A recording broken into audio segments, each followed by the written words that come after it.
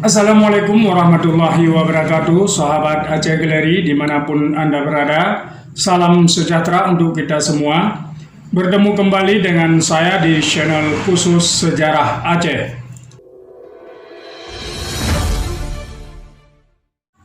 Setiap ada permasalahan di Aceh dengan Jakarta, itu kembali diulang-ulang narasi bahwa Soekarno mengkhianati Aceh.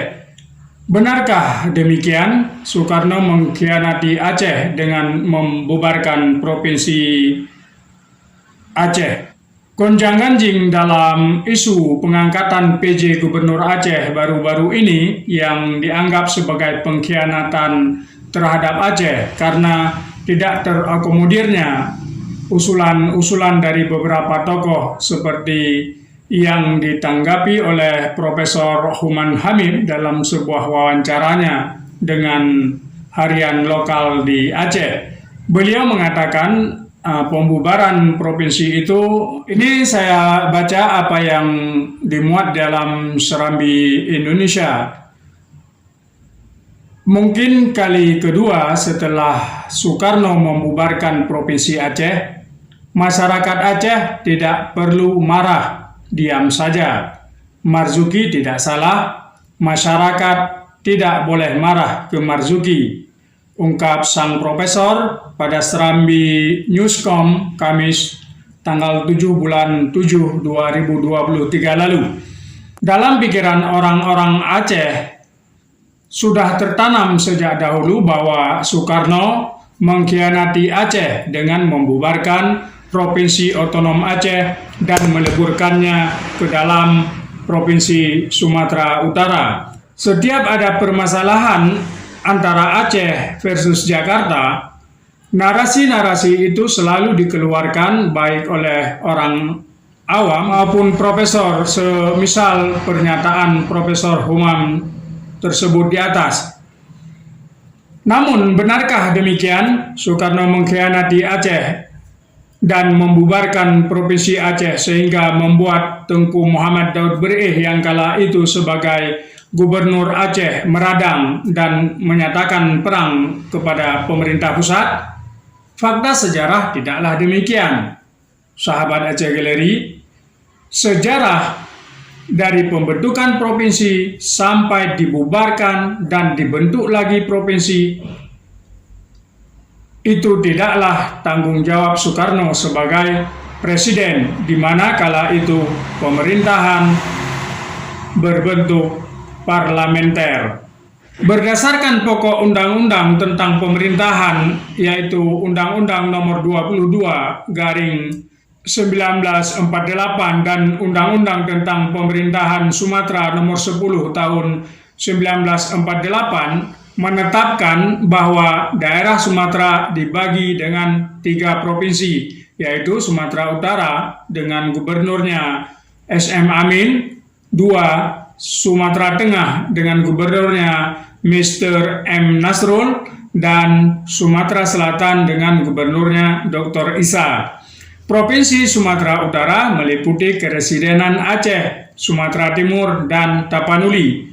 Nah, karena keamanan belum terjamin, maka ketetapan-ketetapan tersebut belum bisa dilaksanakan.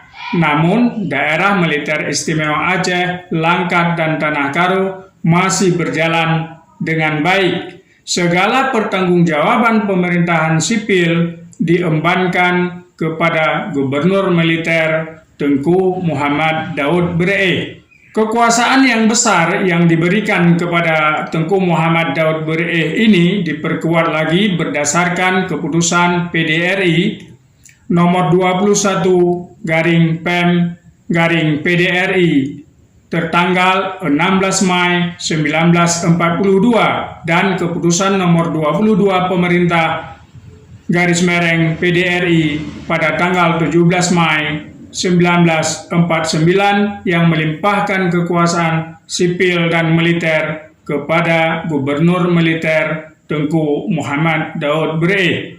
Pembentukan Pemerintah Darurat Republik Indonesia ini berdasarkan instruksi Presiden Republik Indonesia tanggal 19 Desember 1948 yang ditandatangani pada tahun 1949 oleh Presiden Soekarno dan Wakil Presiden Muhammad Hatta pada saat terjadi agresi Belanda kedua. Nah, pada masa pemerintahan Sarifuddin Prawiranegara yang dari Masyumi, inilah bentuk pemerintahan di Sumatera mengalami perubahan berdasarkan peraturan Wakil PM pengganti peraturan pemerintah nomor 8 garing Desember garing WKPM tahun 1949. Provinsi Sumatera Utara dipecah menjadi dua, Provinsi Aceh dan Provinsi Tapanuli Sumatera Timur yang mulai berlaku sejak tanggal 1 Januari 1950 sebagai gubernurnya diangkat Tengku Muhammad Daud Bre. Secara undang-undang, pembentukan Provinsi Aceh itu sangat bertentangan dengan Undang-Undang Nomor 22 garing 1948 dan mempersulit pemerintahan dalam merealisasikan hasil percapaian dalam kompresi meja bundar. Pemerintah dilematis dalam pembentukan Provinsi Aceh, terlebih dalam pelaksanaan pembagian wilayah yang berdasarkan persetujuan antara RI dan RIS pada tanggal 19 Mei 1950 yang melahirkan Peraturan Nomor 21 Tahun 1950 yang menetapkan pembagian wilayah Republik Indonesia terdiri dari 10 provinsi.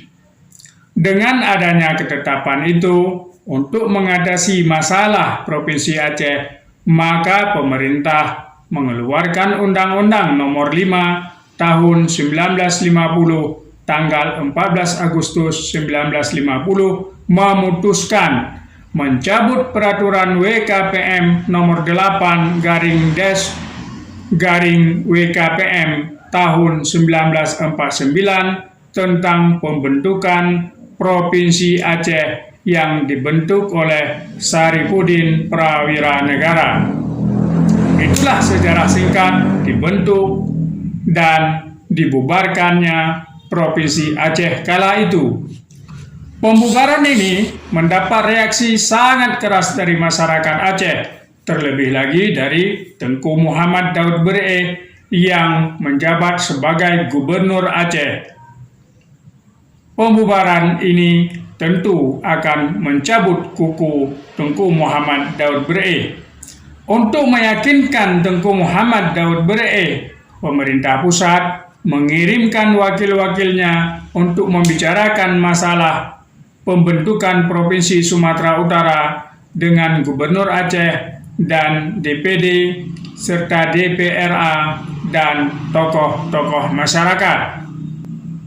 Utusan itu tiba di Aceh pada tanggal 26 Desember 1950, terdiri dari Mendagri Mr. Muhammad Asad, didampingi oleh Sarifuddin Prawiranegara, yang juga dari Masyumi, dan beberapa anggota parlemen.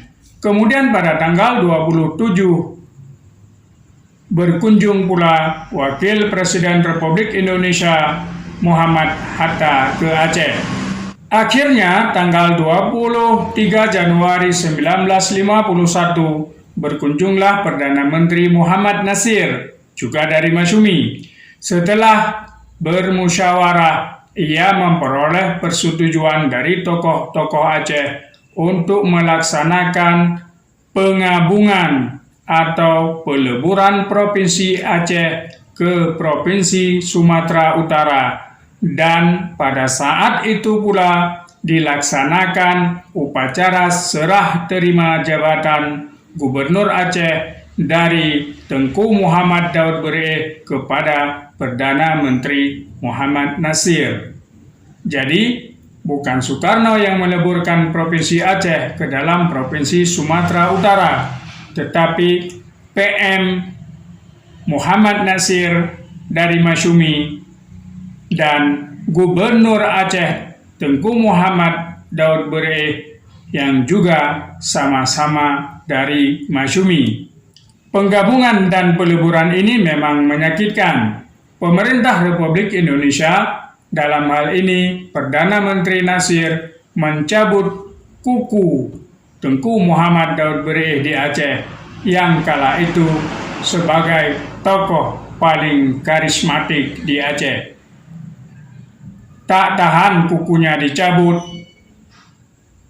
akhirnya Tengku Daud Bereh menghasut rakyat Aceh agar melakukan pemberontakan terhadap Republik Indonesia dengan alasan yang manipulatif, yaitu Soekarno menipu Aceh dan membubarkan Provinsi Aceh seperti yang dikatakan oleh Profesor Humam.